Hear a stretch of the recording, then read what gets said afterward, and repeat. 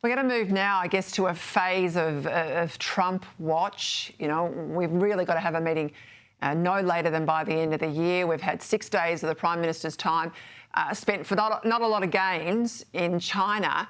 And basically, if you listen to the Prime Minister, he wants to have this meeting with the US President, if he can get it. He wants to tell him what lines he's drawing on the alliance, you know, don't mind the ANZUS treaty or anything else. But he's hoping just to do it in a corridor at the next international summit. So 6 or 7 minutes for the US President and 6 days for Beijing, for the leadership in Beijing. This is becoming a farce, Greg.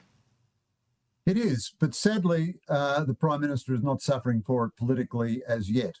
I think this has been comprehensively mismanaged in terms of Australia's national interest.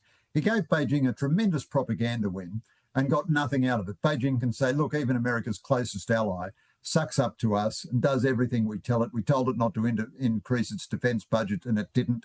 We told it to shut up about our military incursions around its territory, and basically it did. So Albanese every now and again sends out Penny Wong or Richard Marles to make a reassuring statement on Sky News. Anthony Albanese didn't roar like that when he was in Beijing.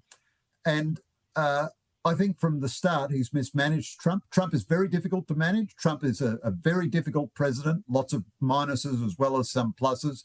But you've got to have an agenda. The United States, as Penny Wong says, is our core strategic partner. All of our security and $1 trillion of investment is tied up with the United States.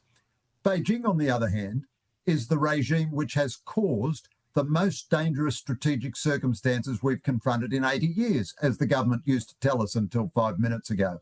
And yet Albanese spends a week cooing and billing and singing the praises of this regime, and he talks in this niggardly, stultified, sort of constipated fashion of the United States, for whom he has no agenda, no plan of management, nothing to say. I think this is a low point in Australian diplomacy. And, you know, whatever Trump is, Albanese has a task to manage that relationship in the Australian national interest. At the moment, he's showing no signs of doing that at all. I think on that score, you know, he is politically one of the most rat-cunning I've seen in a long time. But on the big stage and in the big policy arena, there's a real hollow man about Anthony Albanese. Just before we go, I mentioned it was a ceremonial day in Parliament. Of course, all the new MPs, they come in, they get their spot in the chamber and they get sworn in. Now, given you've got this series of best-selling books on the very topic, I want to play this. This is the Labor front bench, some of them being sworn in today, and you'll see which of the ministers are picking up a holy book.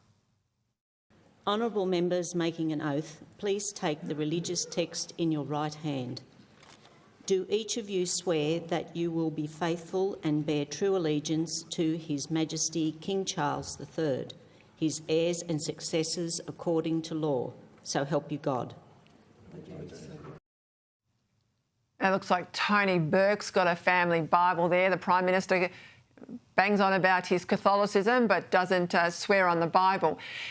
We are a country built on the Judeo-Christian tradition, right? So you look at the Parliament and it used to only be a handful that would take the affirmation. Now it's only a handful that take the oath. How long are we going to remain a Judeo-Christian country, Greg? Well, it's a good question, Peter. I think I saw Jim Chalmers pick up a religious text there. I'm not sure. I don't want to verbal him in any way. So look, I'm sad about that, but I'm not censorious. I've got no criticism of the individuals. Each must live according to his or her conscience, and they should, you know, make their oath of affirmation or swear by the Bible, whatever is right for them. But it is a sad thing. It is a sad thing that our parliamentarians are bereft of the inspiration, the knowledge and the consolation of religious belief. I'm not making any criticism of them. I just think it's a pity. I agree with you there. All right, I'll leave it, Greg. Thank you.